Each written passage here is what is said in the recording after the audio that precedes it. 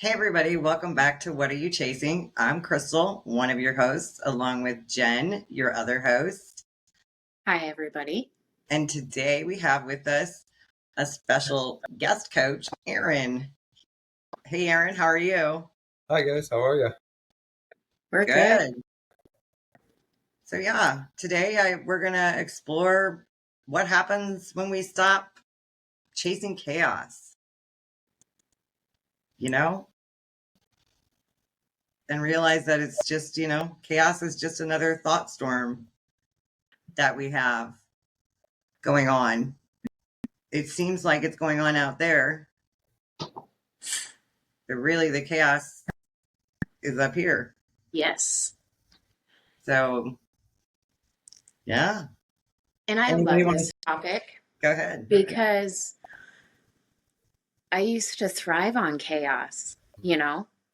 It was where I felt at my best because for me, when everything around me was chaotic, that was when I slowed down on the inside.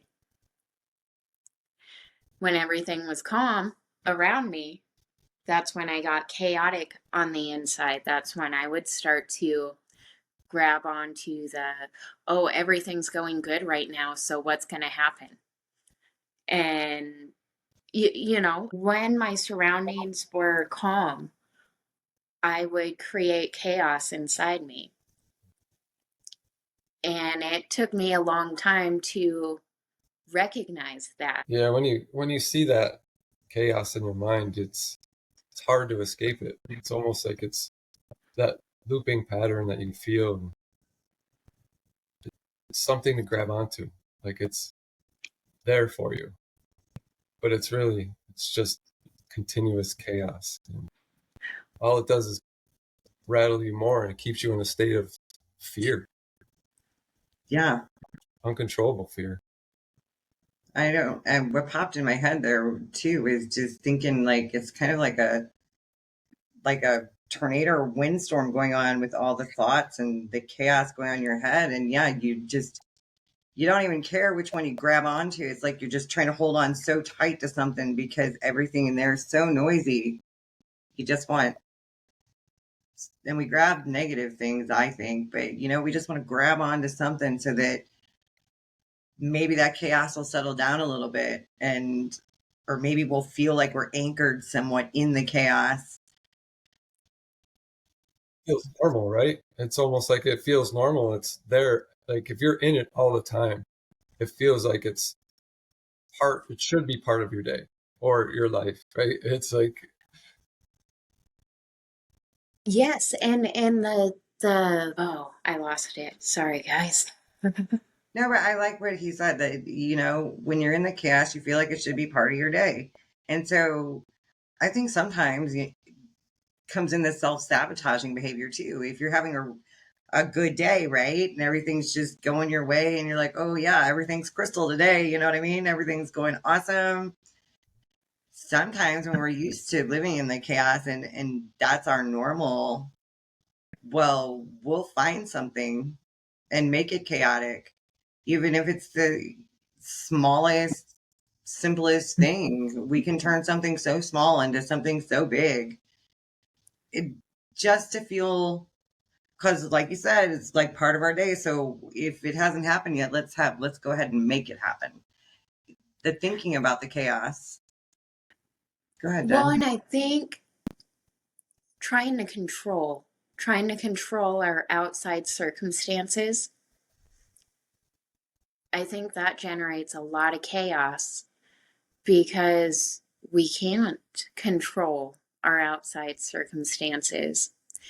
And so then we come up with all these things that we have to do to make sure everything goes a certain way instead of allowing things to flow. We fight it and at least me, I mean, I know I did. I used to fight everything, especially if it was good, because I was in a mindset of I didn't deserve anything to be good. I was supposed to be in the chaos. I spent so much time trying to fight the chaos in my head, the noise up here, that it just created more noise. And then it created like this whirlpool of chaotic thoughts that at the moment looked to be true. I felt them as if they were real. And then trying to fix that and trying to figure that out, not realizing that in me trying to control it, I was just creating more chaos and not letting it go. Yeah. Yeah, it's relatable. Like on Wednesday, I had an opportunity to meet chaos in my mind, and I was starting to spiral, to be honest with you. And I haven't been there in a while, and it's been so easygoing recently for me. Like it's just been flowing, right? And then I found myself reading something online from a friend that posted something, and it kind of brought some old feelings up that haven't surfaced in a while. And it was really, really uncomfortable. And like I said, I haven't been there in so long, maybe, I don't know, a few weeks at least, months, but this kind of triggered something in me and started to get sweaty. And like you kind of get that feeling of discomfort coming through. And um, I was unsure how to handle it for a second. But then I found my grounding. And I started to realize that this is going to pass if I don't give it the attention. I've already processed this stuff, healed from it, moved on from it. I've seen it and I know how to handle it. But for some reason, it was just kicking up a storm like a wave, like in the back of Jen. There was just a big wave kicking up, and I was starting to feel really uncomfortable. I'm like, I have to do work today. I'm with my client, and I can't. This is not an opportunity to be thinking or, moving through this. So I sat with it for a minute and just watched it move through. And when I was able to process that motion within me, the chaos settled. Now it didn't like completely go away. It's still kind of there, but that initial motion dropped off and it settled, like went back to that nice little lake behind Chrystal. And it kind of became a little glass in the background, glassy water, which was nice. So I was able to kind of come off my little high that I was on and just resettle, reacclimate back to where I was and continue on with my day, which was nice. And there's a lot of discomfort there. And that chaotic mind really disrupts more than. And I used to live there myself, Jim, all the time. That's where everything would rise for me. And I would stay in that for hours, sometimes days. And it never left. It was almost, that's where I lived my life. You couldn't tell, but that's just how I naturally was at that time. I thought that was normal. But I was able to kind of reground and come back to my day, and I've been good since. Been a little tired, but it's part of it. Yeah. I thought you had something to say, Jen. Oh, sorry. No, I was watching the cat. That's okay. So, I get it. I didn't even realize, and I've told this a couple times, and I don't know, which podcast, whatever. I didn't even realize that I kind of lived in chaos or a busy mind or chaotic thinking or any of that kind of stuff until I didn't. Until my mind did slow down, until I did see differently. And then when things would start to get a little bit chaotic, oh yeah, it's uncomfortable. It's definitely not a comfortable place. I think that a lot of our emotions are like that though too. I mean, for me, it was a kind of a tough week, and on Tuesday, it was a tough day for me and my family. And so grief comes, it's the day that grief comes to visit, let's say once a year. And so, I didn't plan much for Tuesday, and I didn't try to do anything about it. I just let it be, let it do its thing. And it's funny when we don't mess with it, when we leave it alone, when we recognize it and we're okay with it, because we know it's going to go away. Because we know chaos, once we've seen differently, is going to go away. The grief I was sitting in the other day, going to go away. if we're having a sad day or something, it's going to go away. Anxious day, it's going to go away. We've seen this for ourselves, that, not to speak for both of you, but I'm going to. The three of us have seen that if you leave it alone, it goes away. And I think that's the most beautiful part. I mean, that's what I want everybody to just know and feel and see and experience. Yes, and I love how once you start to see it, once you start to see that chaos is coming from a busy mind, you're thinking really, really fast, and it's creating this overwhelm and this stress and this. Today, for example, I could have very easily went into personal crisis and freaked out because, well, I mean, I remembered about the podcast, remembered we were doing this today. But like, I teach a class on Thursdays as well, and completely forgot about that. I've been out of town, and then it's like Chrystal reminded me of my class that I teach. I did. Just a couple of hours ago, and it's like my first initial would have been, oh, I'm not ready, I still have to get ready for this podcast, and I just got home from being gone, and instead I was like, okay, so what I'm going to do right now is I'm going to slow it down. I am going to make a cup of coffee. I am going to sit and be with this because I know I'm prepared. And if I'm not, I just make it up. Heck yeah. Because I live this stuff every day. And the fact that I didn't do my normal pattern of, oh no, I'm not prepared, and I sat back, I stopped, I slowed down. And now I'm calm. Like, it's not a big thing because I know I'm prepared. And I know that if I just show up and I get present, I know what I'm doing. Yeah, That's a good feeling. that observation of your thinking.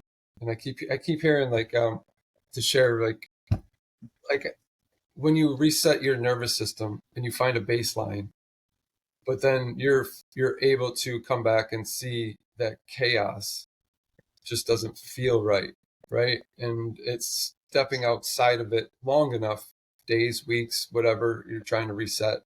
And for me, it was observing that feeling, that thought that brings in the feeling, that discomfort in my body where I used to live. And that was a normal state with the thinking, with the thoughts. The nervous system was dysregulated, and I was just kind of all over the ocean, if you want to call it. But it really helps to kind of, once you become aware and you're observant of it, like Jen said, you're able to kind of reset faster and come back to your grounding and your understanding and get on level ground. Absolutely. I can attest to the fact that Jen was just like, yep, I'm just going to slow down. That's exactly what she said to me today, too, because I was like, I'm so excited for class tonight. And she's like, oh, I forgot. And she's like, it's okay. You know what? I'm going to slow down. It's exactly what she said. I'm going to grab a cup of coffee. Time is going to go slower for me today. And yeah, it's great because And it actually did, though. Like, I was able to shower and get ready. I took a little nap. Well, not really a nap. I didn't fall asleep, but I took 30 minutes to just lay there like I was going to sleep, but I didn't go to sleep. And I just let that stillness wash over me. And I think that's one of the best things I can do when I start to feel chaos. And I take it how Eckhart Tolle says, and you pull your attention from the thinking to the inner body. So, I try to pull my attention and to the beating of my heart, to my breathing, and it just slow it down because that's where the answers are. That's where the magic happens. Yeah. Not in the chaos. No, the chaos just creates stress and tension and does no good whatsoever. Yet that's where I lived most of my life. That's where the chaos comes from, right? Yeah. Yeah. I wish it came from the heart. It'd be more exciting. But it doesn't. Absolutely. It just doesn't. And when we drop, like you said, Jim, when we drop into the body, into the heart, it kind of travels into a place where it can be released. And it settles. I almost watch it move through my body sometimes. So if I'm watching it drop from my head to my heart, and then I'll actually move it through my body, helping it to be released. And I sometimes will ask, I don't want this anymore. I'm good. And then I'll lay down or just sit quietly. Yesterday I heard a thing about those uncomfortable feelings that we would normally create chaos with the overthinking and the going over it. And I think it was Linda Pransky said it yesterday that if you just sit with it, You don't have to fix it, but sit with it like it's a friend that came over that's upset. You don't fix it, you just sit with it. And in doing so, it allows it to start to move through. Yeah. I loved that part. Yeah. She did say that yesterday. Sit with it like a best friend on the park bench. Yep. Can you invite them in for coffee too? Yeah. Right? Just come on in. Yeah. But I think that's it. The sooner, once we see that, you know, underneath all that chaos is our peace already within us. Once we've seen that, and then chaos comes to visit, then it is, yeah, then it is like sitting with that friend, that old friend, right? That was in our everyday life, that helped us make decisions from all the wrong places. And sitting with that, like your little best friend, till it wants to go away. And just returning to self, returning to yourself, returning to your new normal. That's what I like. Um, yeah, it's a beautiful thing because we don't have to live that way. And so, gosh, my gosh, I know so many people that do. I mean, we've all been there, right? We already said that. Yeah. At first, that new normal is uncomfortable, Very. isn't it? I struggle a lot with the quiet. I Like think, I had to practice and do just like a couple minutes, like a minute of dropping the thought at a time, of focusing, because I was so used to all the versions yelling over one another. Even when they raised their hands, they were still really loud. And even when I was medicated, it would still, I would have days where they were all yelling over each other. Just all had a different opinion on every little thing that I was going to do, and it made every choice, every decision difficult. And now it's when I start to hear the loud, that's when I drop below. I drop below the wave. I don't have to withstand that wave, and I love that. And that's the thing that one of the things that really, really changed my life, and learning that I was not the thinker.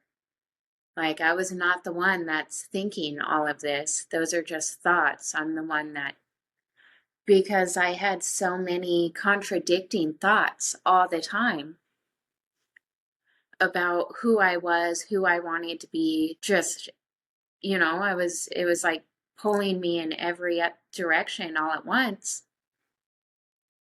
that I struggled so much with that. And as I started to see that I was not those thoughts, that those thoughts just went through me, and that I didn't have to identify with them, and I didn't have to believe them, and I didn't have to battle with them. I mean, it changed my life for real, to the point of I'm no longer medicated. I no longer struggle on a daily basis just to do normal things like go to the grocery store. That was a personal crisis. If I wasn't mentally prepared and I had to stop by Walmart, I was crying in the parking lot. Yeah. For the longest time, I thought I was settling conversations within my head.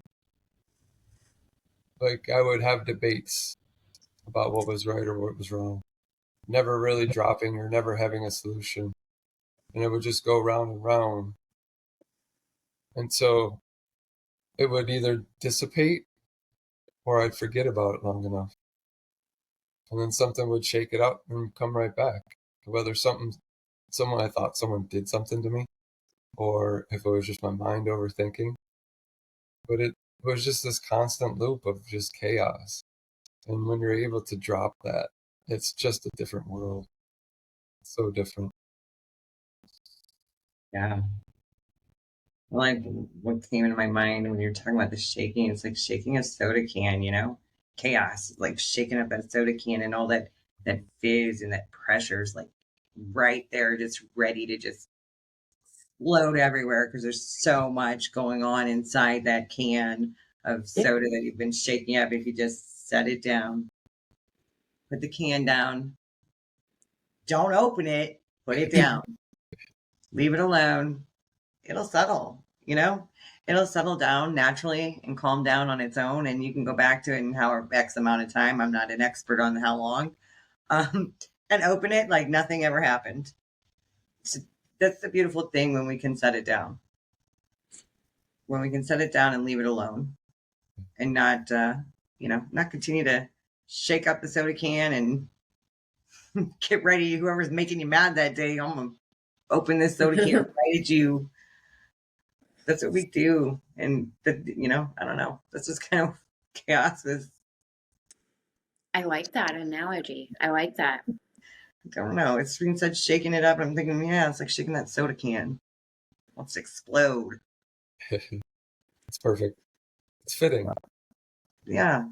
Because that's where the anger comes in, right? So if you open that soda can too soon, you don't let it settle or process it, that's where the anger explosion happens because you haven't sat with it. And that's where it billows out and you create more havoc and chaos in your life. And it goes out to the people around you. And that yesterday or the day before when I was going through mine, I could have brought it into my client's world.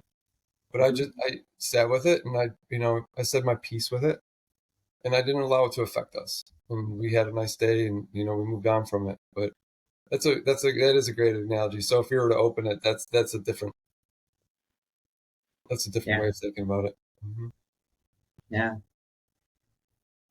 Yeah. I'm real big on just setting it down. It's kind of like, it's different, obviously, what I was talking about with my feelings on Tuesday, but just not engaging with it, not messing with it. Just leave it alone and let it do its thing. Sometimes that's what we have to do. Sometimes we're meant to. I mean, chaos not necessarily the same thing because chaos is. Well, our feelings, happiness, sadness, grief, joy, they have a right to be here. We are meant to feel them. But when we feel them and feed them and stir them up and hold on to them, and then we build on them and we make mountains out of molehills. Yeah. That's when those feelings of sadness and grief and anger and joy and happiness and all those things, when we continue to pile on them, pile on them, pile on them, they become, from our simple innate feelings to chaos. Because, I think, Jen, you and I talk about this. I don't know. I think so. But even positive, with positive things, you can turn positive things into total chaotic thinking.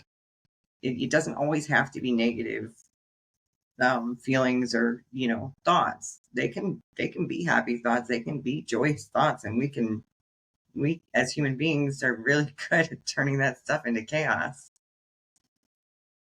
I find that interesting too. You can spiral, like you're saying.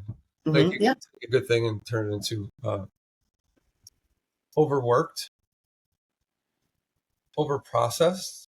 Mm-hmm. And I know for me as well, like I'll start to notice that I get super exhausted, tired when I start to spiral. So I know I need to go rest. And it's a matter of shifting that and understanding and seeing that within myself. It might be different. It might be different for you. You need food. You need to go for a walk, something else to kind of, and it's not like I'm not trying to say I push it away, shove it down. It's a different way of viewing it. It's seeing it, moving through it, not forgetting about it, but letting it go. And that was the one thing that I couldn't do. I didn't know how to do. I didn't know there was a difference between letting it go and forgetting about it. I always thought forgetting about it was letting it go, but it wasn't. It was more about just moving away from it in a way that was healthy. And that healthy side helps to acknowledge the old pattern of letting it go. And I think when you're talking about your feelings like that, it is difficult to process, especially if you don't have a way to manage it or understand it. And you're allowed to feel all the feels when you're in the midst of it. Yeah. Well, and the denying it, when we deny that we feel a way that we're feeling, so many of us, we don't recognize that that's actually feeding that feeling. That's actually just, it's giving it more and more power the more you try to deny that you feel that way. And it's creating more tension within yourself, more chaos, because there's that inner battle now of you're feeling this, but you've decided that you don't want to, that you just don't feel that way. It's fine.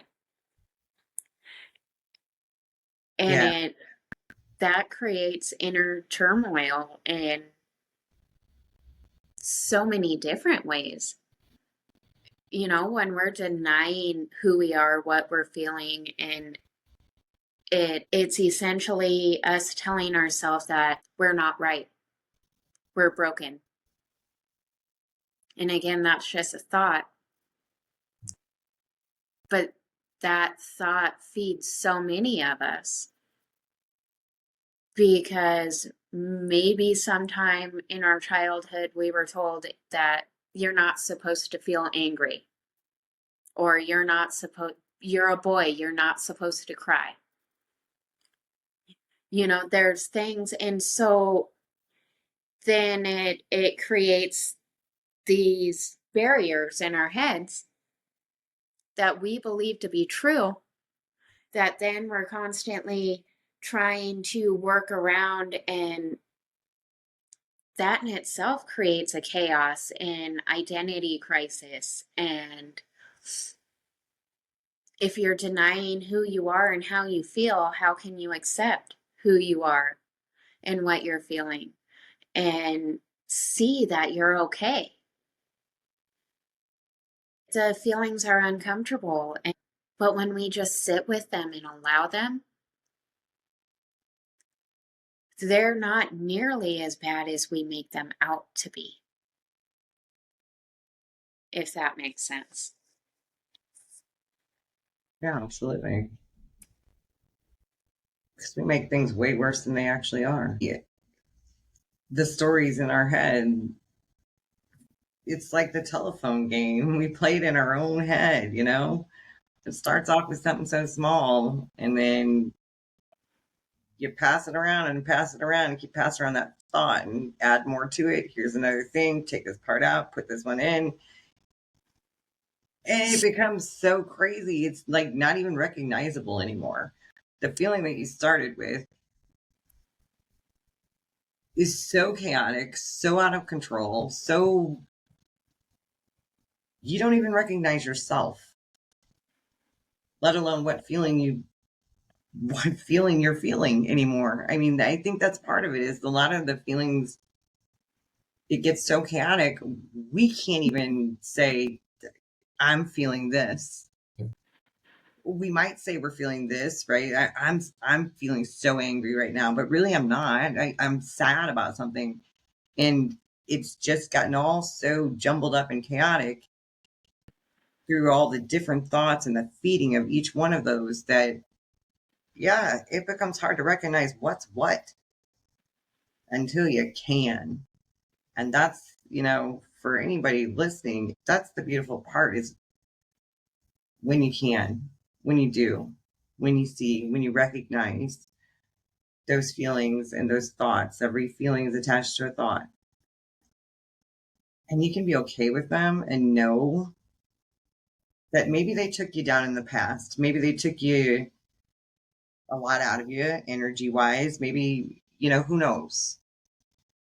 But once we can be I think you said, Aaron, earlier, the observer, or maybe Jen, the observer of our own thinking, that takes it to a whole new level to realize we don't have to engage. We can recognize it, see it, call it out for what it is. You like to say, I love this. Jen says that a lot.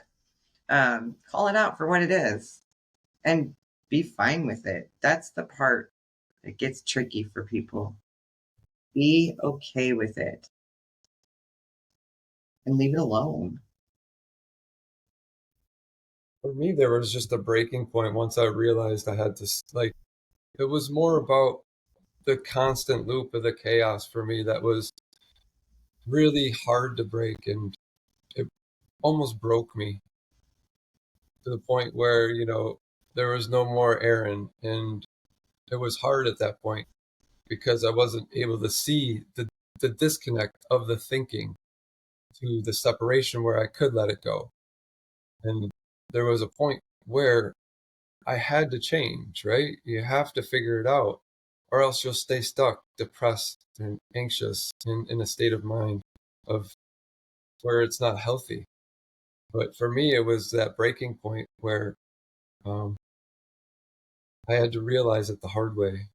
And once I started to shift to know that I could leave it, it started to change my life in a way that it'll only get better, easier. It's like leaving something behind, an addiction. You have to face it daily, right? You have to leave it. You have to face it every day. You have to be with it every day because it's going to come up. It's going to be a thought. You have to recognize it. And if you don't, you're going to be set back into that pattern. And I'm so grateful I was able to see that and have that breaking point, because I don't think I would be sitting here with you two at this point right now, just having this conversation. And it's really important, especially with mental health and putting mental health above everything. And I like to call it mental health because it's the top shelf, like, right? So like when you Right? think of it top down and you go into your body and to the mental, physical, spiritual, you know, emotional, it's all top down, like, and you're trying to work your way down. And for me, that changing point a few years ago where I was in a state of mind where I couldn't get out of it shifted my life. And I'm grateful for the moment that I had years ago. And yeah, it's just, God. I see Well, it. like for me, when I started to get that glimpse of my innate well-being, when I started to expand my awareness to pay attention that when I wasn't busy trying to solve the world's problems in my head, and I would just be seeing that, well, I am okay right now. And I don't feel like that right now. But like you said earlier, Aaron, that was uncomfortable. Mm. That was uncomfortable. So I would teeter on the line. I would work on 30 seconds to a minute of not thinking. And then I'd go back to thinking about being present. Like I switched my thinking and geared it towards something different. And I wasted so much time thinking about not thinking about just being present. So I always had this narrator that would say everything that was going on. And it was hard for me to fully get present. But as I practice a little bit at a time, just doing little things, and when I felt myself getting up in my head, you know, pulling my attention away from it and into the relaxing, when I'd start to get tense, I'd pull my attention into the relaxing, and it, I had to work at it. It was like, because it was so uncomfortable at first, because I was so used to the crazy and the chaotic and the loud. And now when I get a little bit loud, it's like I don't even really think about it. I automatically take that step back. And it's like, I have way too much thinking about this right at the moment to make that choice. So I will get back to you in a moment. You said something there that kind of hit, and it was you mentioned practice, right? We forget Mm-hmm. that this is something that you develop and learn. This isn't it's something, so you can have it overnight, sure, or but if you practice it, if you find yourself in a state, you're getting frustrated with no growth, but you constantly come back and you keep practicing and you keep realizing it's like anything else, playing a sport, singing, playing an instrument, anything, it's always going to be a practice for a better habit. And you said that a couple of minutes ago, and that was one thing that would frustrate me at the beginning. Once I started to shift, would get frustrated. Like, why isn't this changing? I want this to speed up. Why aren't I, why aren't I aware of my thoughts quicker or more observant? And over time, it just became a continuous practice for me. And it's the daily practice, the daily reminder of just being present. And that's something that can get dismissed really early on when you're trying to shift your mindset, is that you have to remind yourself that this is a practice and it's going to get better as you practice. And if you're not aware of that it is a practice, then it kind of gets to be a point where it gets frustrating, and then you put it down and then you quit and then you go back to the old ways. And it's just reminding yourself, putting up sticky notes, calling a friend, whatever it is, just remind yourself that this is a practice and to be easy on yourself. And I think you can get really hard on yourself if you're not. I mean, it'll kind of affect you if you are hard on yourself. It'll set you back. But as long as you remind yourself that it is a practice, you'll continue to grow every day. Well, and as you start to see it, as your awareness grows, Yeah. at least for me, it's not so much like, yes, I make sure to do it every day, but as my awareness was expanding, I didn't have to try so hard. I didn't have to try so hard to drop the thought. It was just that as soon as I became aware of, ooh, I'm making myself feel a way I don't want to feel right now, then it was taking your hand off the hot stove. It just happened to drop it because I don't like that feeling anymore. So for me, it's totally different. And for me, it was totally different. I had that massive shift. I had things dissipate. I didn't even realize that problems that I had or behaviors that I lived in for so long had even gone away. It seriously took me days to even realize sometimes that, whoa, wait a minute. Whew, that's not how I react to something like that. I react totally different. What the hell is going on here? So for me, it was way, way, way different. I just, I didn't practice it. Like, it fell away. It was gone. Now, let me tell you something. Mind is funny. I'll say that much. Because in my right, that lasted for a very long time for me. The peaceful, once I seen, you think you're gonna stay there forever, right? You're not gonna have any bad days or low moods. That's what I like to call it. I was there for a long time, months and months, and I was like, I just thought mind had a really good sense of humor because I would get tested all the time. And that's what I saw things as, a test. Somebody would say something to me that would usually send me right into full on, let's go ahead and argue this out because I'm going to win this fight. I didn't care. I honestly, I would just kind of laugh at the situation in my own head, not the person. If it was a person, not anything like that, just kind of, it was more laughing at my old self somewhat, not consciously. It just was like, wow, I can't believe I used to play that game. It was, so there's like no, I don't want to mislead people because, it's different for everybody. But for me, there's a lot of it is effortless. The pause is effortless. The taking a step back was effortless. I didn't put any practice into it.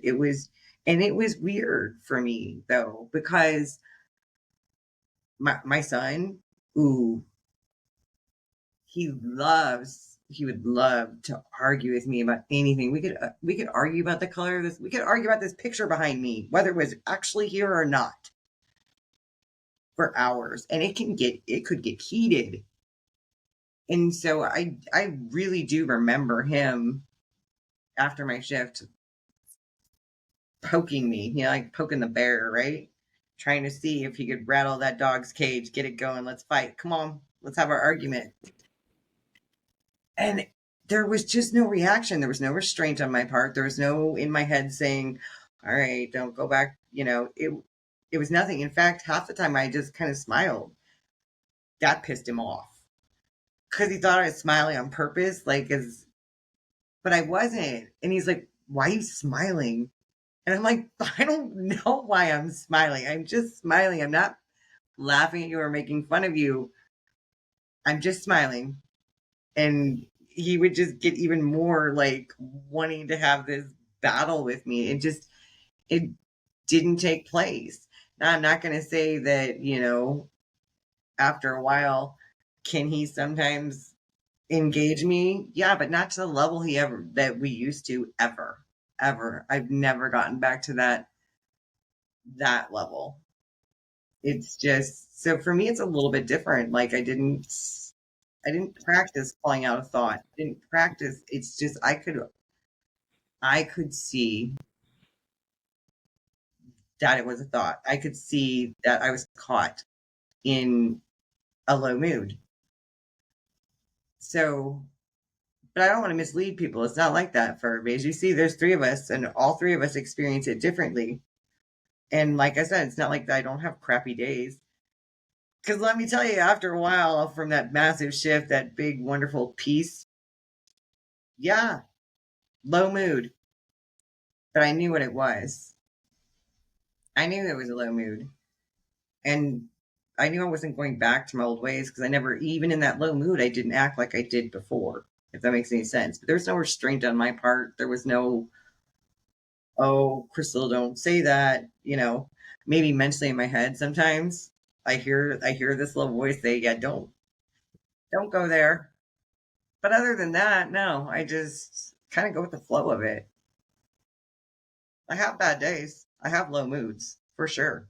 Jen's seen enough of them. Well, that never changes, and I think I was so used to the noise and the chaos that I identified with it. Yeah, So my practice was in the disidentifying with the chaos, if that makes sense. it does. Yeah. Because at this point, it's effortless.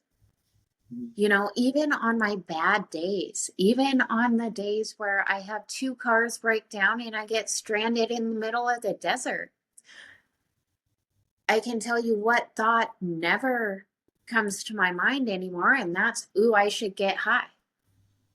And I smoked meth for the better part of 20 years, was an addict, okay? Went to prison because of it. And I can tell you that that is not a thought in my head. That is not there is not that, even on my bad days. And now it's more of an effort to try to make a big deal out of something than it is to just, well, this is how it is, and we will figure it out. Yeah. I like how you said tested, Chrystal. Like you said you're tested. And I feel that resonates with me because I felt like I was being tested daily.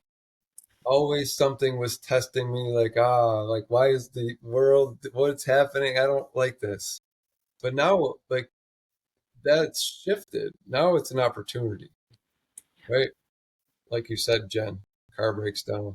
Now it's an opportunity to not get angry or not get chaotic and see the opportunity within that chaos that could unfold from being tested. And it's a fun challenge in life that, once you get to the understanding where you can separate yourself, you're able to see it. And that's growth, right? That's being able to grow. And I love your story, being able to drop it all at once. Like, what I saw was just everything was just parted. Like, your doorways, your opportunity, like everything just opened up for you. And that's how I thought everything was going to happen. I was like, this is going to be so awesome. We're going to have a great experience. Everything's just going to open up.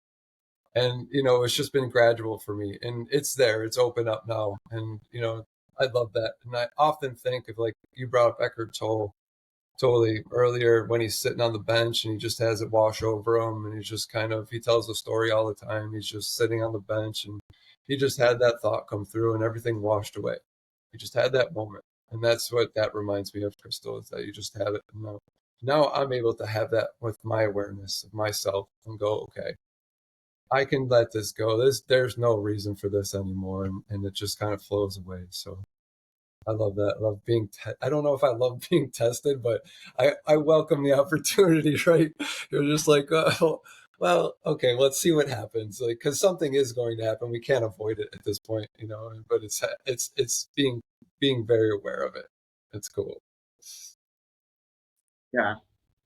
I love that part. The being tested, I don't really want to say it's fun, but Yeah. sometimes it is a little bit. And sometimes it's kind of annoying. You're just like, really? Another one? But yeah. Those opportunities are good because I was working on something today and I just I'm just like, I'm working on this art project for this weekend, and I'm trying to get it all done. And I'm trying to cram, right? I'm trying to get things done. And it's like there's a deadline. I have to have everything organized, listed, Etsy shop put up, prices done, everything just kind of organized for sale, for vending and everything. And I'm just sitting here, I'm just going, oh my gosh, this is not going to work. Like, what's happening? Things would just miss. I'm trying to set up my LLC for my business, and I'm running into roadblocks there. The lady's sending me the wrong statements, for billing. She's like quoted me like $1,000 to run a couple ads in the paper. And I said, whoa, wait a sec. Something spoke up and said, hey, listen, like, you got to say something. Don't pay this because it's only a small weekly newspaper. Don't pay this. And then she came back and said that, but those little challenges were testing me for the last couple of days, and I didn't fall trapped to them. And that's the cool part about it. I said, I just need some guidance, some help. And I heard it, and it came through, and I just calmed down. I said, it'll take care of itself, or I'll put it aside now. I don't fall to the trap. I'll step away from it for a half hour, and just kind of come back to it. And sometimes even if you're in a partnership, a friendship, your kids, anything, you kind of say, hey, I'm putting the brakes on for a second. I need some space, and, kind of step away to kind of resolve what's rising in you. And that helps me as well. It's just to kind of move through that. Yeah, that's beautiful because I, Jen, I love talking about taking that metaphorical step back, but the literal one too Yeah. is beautiful. And when you have that awareness too, is that sometimes, yeah, that's what you need to do. Not just take a metaphorical step back, but an actual step back and say, all right, you know what? I need to go, whatever it looks like for you. For me, it's usually sit outside on my deck, or it's take a nap. Not in any avoidance, just kind of like, you know what? I honor the feelings of what I feel inside. And if I'm feeling tired, well, I'm not making, decisions from a space that I want to. I know it's time to go just relax. And like Jen said earlier, like at the beginning of this podcast, like sometimes I don't even fall asleep. Sometimes it's just laying there, so peaceful. And sometimes I'll put on just music, let it just always just let it wash over me and just reset. It's that reset. Go ahead, Jen. Well, everybody's reset looks different too. I mean, it can be anything that helps you slow down your mind. And that is the answer that we're looking for. It doesn't matter what your question is. If you're able to slow down your mind and be in the moment, you will find the answer. It will present itself to you. You will be able to see things that you wouldn't be able to see when you're chaotic. Yeah. That low. Oh, go ahead. No, go ahead. I was just going to speak on the low mood, on how like sometimes that society, and we're caught up. We have to go, go, go, go. But when we, like you said, you rested earlier, Jen. Chrystal, you're like, I'm chilling.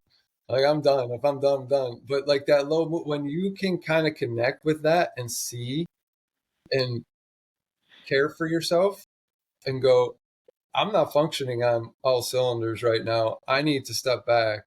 That's huge. That changes the game when you're actually trying to perform at a higher level. And I think society doesn't really allow for that to happen on a daily basis. 9 to 5, crush it, mindset mentality. You can't do that. But when you're able to take a step back, now we can't do that all the time.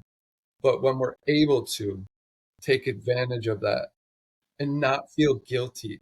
That was the hardest part to let go. That guilt that rises when you're like, dude, I'm just tired, but I can't. I got to keep going. I got this event this weekend. I got to get it done.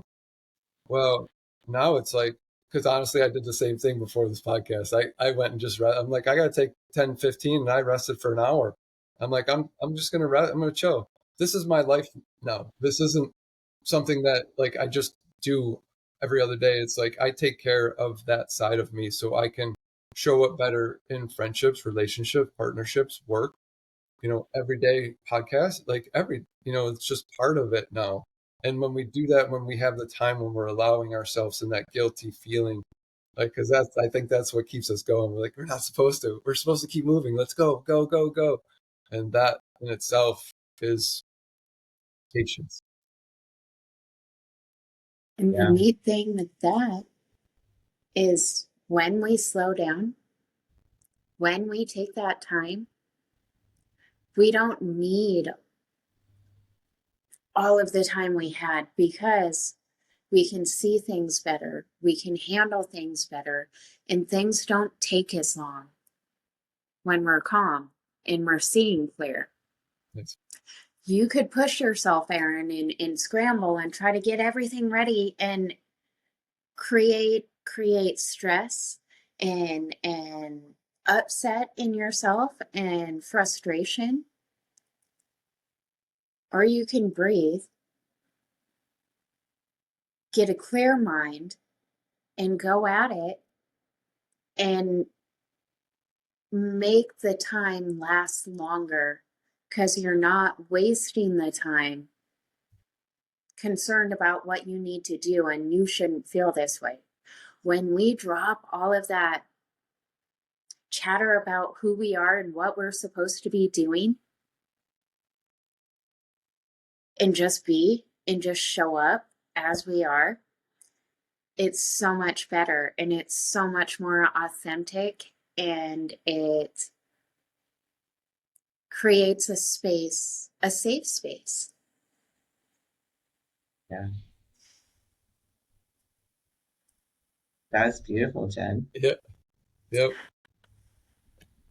And that's how I felt earlier, Jen. Like, honestly, I was starting to get caught up in that. I said, I have a bunch of stuff to do. And I did. I took a step back, like, and calmed. And then sometimes I'll even sit back and instead of ensuing into I need to, I'll start to visualize, what do I need to do? What can I accomplish in the next phase of preparing for this vending? What can I look into and observe for myself to help move it through faster? Because there's little hiccups that we want to push through. For example, I need some stands to display some pictures. And I'm going through the process, like I need to make something now. How am I going to make it? And I kind of slowly just visualized what I needed to do to take a step back. And the idea came to me. So just go to Michael's, go to the store, and it'll be there. And sure enough, yeah, I could have easily rabbit holed, but I didn't. I allowed myself to rest. And then during that rest time was actual visualization of what I needed to take care of for the next step. So now I know going into the next one, what phase of preparation, I'll be prepared for that. Sometimes the best thing we can do is slow down. We can be so much more productive